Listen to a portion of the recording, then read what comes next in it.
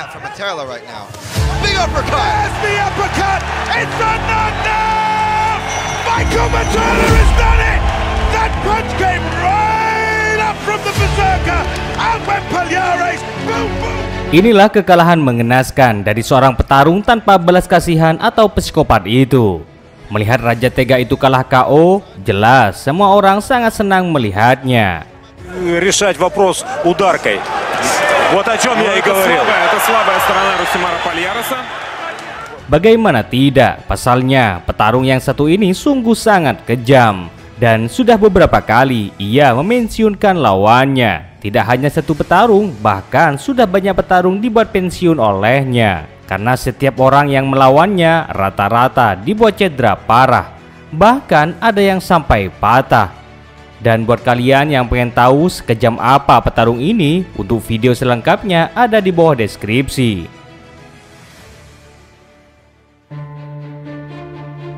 Ya, petarung kejam itu bernama Rusimal Palhares. Dari saking kejamnya hingga banyak julukan untuknya.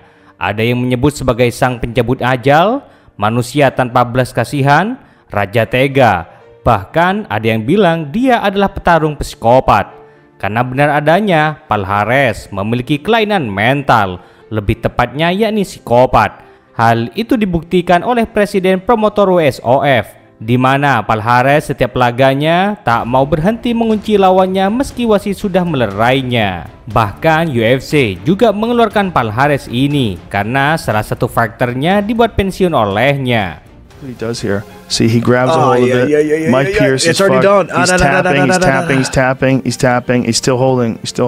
But that's all in slow mo. Meski ia termasuk petarung kejam yang ditakuti, namun ia lupa bahwa di atas langit masih ada langit. Dan benar saja, kejadian memilukan itu terjadi pada tahun 2010, yakni saat ia berhadapan Nate Marquardt. Sebelum melawan Nate, 6 bulan sebelumnya, Palhares sudah membuat Thomas Draw cedera parah. Dan ketika ia mau melawan Nate, semua orang termasuk tim Nate juga khawatir Palhares akan mematahkan kaki Nate juga. Namun sayang, Nate malah sudah tahu bagaimana meredam kuncian Palhares. Palhares is trying to turn the Ultimate Fighter coming up next. He lost it. And Marquardt is out. Nate the Great Marquardt. And it is all over. Dan ia berhasil keluar dari perangkap Palhares. Dan setelah itu, Nate langsung memukul Palhares tanpa henti. Dan ini adalah kekalahan pertamanya di UFC. Tidak sampai di situ, Palhares kembali dibuat tak berdaya oleh petarung ini. Ya, dialah Alan Belcher. Duel yang terjadi pada tahun 2012 itu, awalnya Palhares hampir membuat kaki Alan cedera. This is a terrible position for Belcher right away. They're playing footsies here. This is not what he wants to do, man. Namun, ia berhasil meredam kuncian maut itu. This is terrible for Belcher. Belcher's got exploding, get out of it. Belcher has to push down. He's doing a good job of pushing down with his legs. Dan setelah berduel sengit dalam permainan ground, akhirnya Alan berhasil memukul Palhares secara bertubi-tubi.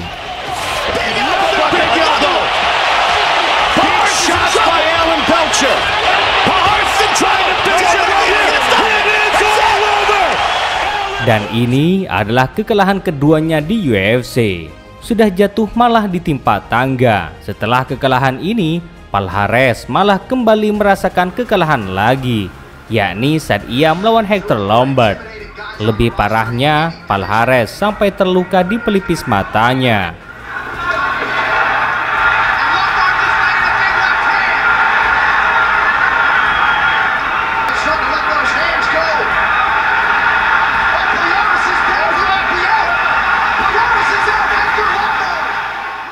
Melihat KO kejam itu, semua penonton sangat senang sang Raja Tega akhirnya kalah kembali. Setelah Palhares dikeluarkan oleh UFC dan promotor WSOF, akhirnya pada tahun 2016, Palhares masuk ke promotor Venator FC 3. Di laga perdananya itu, ia melawan Emil Weber Mick. Namun sayang, di laga perdananya ini, Palhares malah langsung dibuat KO. fight. Two powerful athletes. And he's fired up. I mean, see Meek moving well right now. Doesn't want to give a station. Jabbed open. Palhares, there you go. Right into the single leg, as you said. Switches to the double. Look at that. Big elbows. Emil Meek all over. This could be it. It's over. This fight's over. Emil Meek shuts him down. He goes diving in for a double leg. Emil Meek rains down those rainbow elbows to the side of his head, knocks him out flat on his face. That's all she wrote, ladies and gentlemen. Emil Meek with... Setelah kekalahan itu, Palhares keluar dari Venator dan masuk ke promotor KSW. Namun sayang, di laga perdananya itu, Palhares malah dipertemukan dengan raja KSW di kelas menengah, yakni Michael Materla. Well, Materla returns after a stunning loss at KSW 33.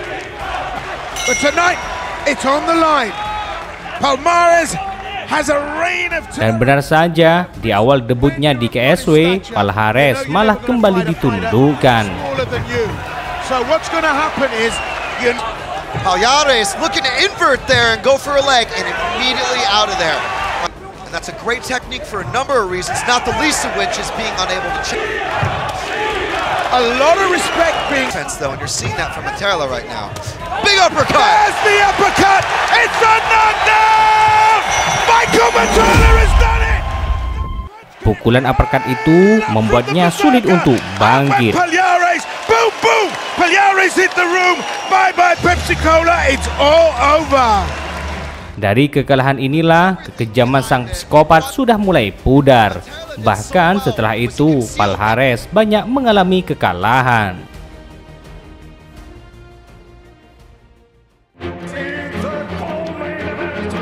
Dan inilah duel Palhares di promotor barunya, yakni Fight Night Global. Saat itu, ia melawan Aliskhab Khizriev. Meski berada di promotor di bawah underrated, namun di laga ini ia malah kalah KO. Whoa, quick start by Aliskhab and straight to the head. Another first round finish, is it? Wow, and now Toquinho got Alishab's body. Ben would expect from Toquinho. Punches to the head. Another first round finish, is it? Cover himself. Oh, more. Looks like a brutal. Yeah, that's it. It's over. Bahkan di laga berikutnya, saat ia melawan Georgi Kichikin, Palhares kembali menelan kekalahan. Okay. Go back to your car.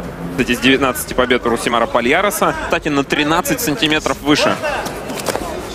Вот решать вопрос ударкой.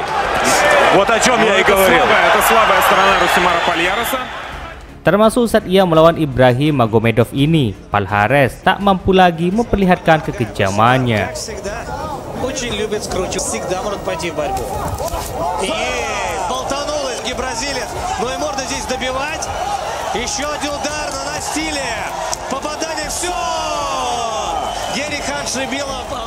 Dan dari sini Sport Factor kita bisa belajar bahwa di atas langit masih ada langit. Sekejam apapun orangnya, namun akhirnya ia tunduk juga.